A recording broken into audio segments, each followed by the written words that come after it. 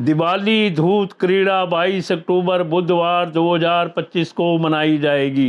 धूत क्रीड़ा का शुभ मुहूर्त प्रातःकाल 6:26 से 8:42 तक, अवधि 2 घंटे 16 मिनट। प्रतिपदा तिथि प्रारंभ 21 अक्टूबर 2025 को सायंकाल 5:54 से, प्रतिपदा तिथि समाप्त 22 अक्टूबर 2025 को रात्रि 8:16 तक।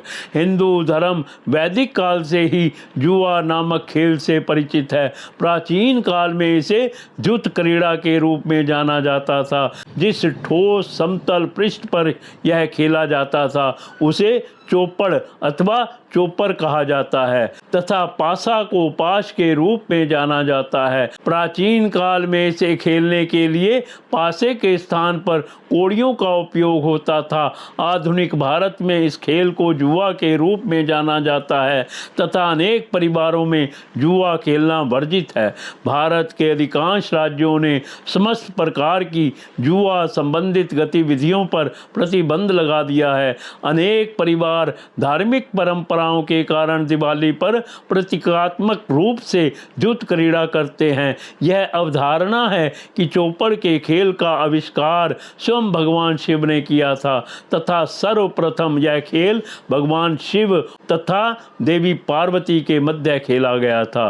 भगवान शिव ने देवी पार्वती से कहा था, हे देवी, मैंने इस पाश के खेल की रचना उन लोगों के लिए की है जो इसे समय व्यतीत करने हेतु खेलना चाहते हैं, जो अचानक धन अर्जित करना चाहते हैं तथा किसी का धन नष्ट करना चाहते हैं। हिंदू ग्रंथों के अनुसार कार्तिक प्रतिपदा के दिन ही भगवान शिव एवं देवी पार्वती ने सर्वप्रथम जुत क्रीड़ा की थी। कार्तिक प्रतिपदा के दिन देवी पार्वती की विशेष कृपा रहती है। इस शुभ दिन को बलि प्रतिपदा एवं गोवर्धन पूजा के रूप में भी जाना जाता है। इसीलिए जो भी इस दिन जुत क्रीड़ा करता है उसे देवी पार्वती का आशीर्वाद प्राप्त होता है।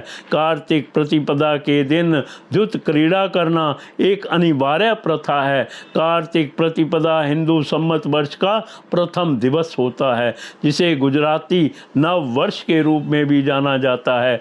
जुत क्रीड़ा का सर्वोत्तम समय प्रातः काल है। धार्मिक पुस्तकों के अनुसार कार्तिक माह के प्रथम दिवस पर अभ्यंग स्नान के पश्चात नवीन वस्त्र धारण करके परिवार की महिला सदस्यों से मंगल आरती उतरवाने के उपरांत जुत क्रीड़ा करनी चाहिए। अधिकांश व्यक्ति दिवाली की रात्रि में जुत क्रीड़ा करते हैं, जिसका कोई धार्मिक महत्व नहीं है। किसी भी धार्मिक पुस्तक में दिवाली की रात्रि जुआ खेलने का उल्लेख नहीं है। यद्यपि अधिकांश पुस्तकों ने सर्वसम्मति से कार्तिक प्रतिपदा दिवस पर जुत क्रीड़ा का सुझाव दिया है, साथ ही अधिकतर लोगों का मानना है कि दिवाली का दिन जुआ खेलने के लिए शुभ होता है तथा जो भी इस दिन जुआ खेलता है वह विजयी हो जाता है। यह संभव नहीं है, क्योंकि इस खेल में किसी एक के विजयी होने के लिए किसी अन्य का पराजित होना आवश्यक है।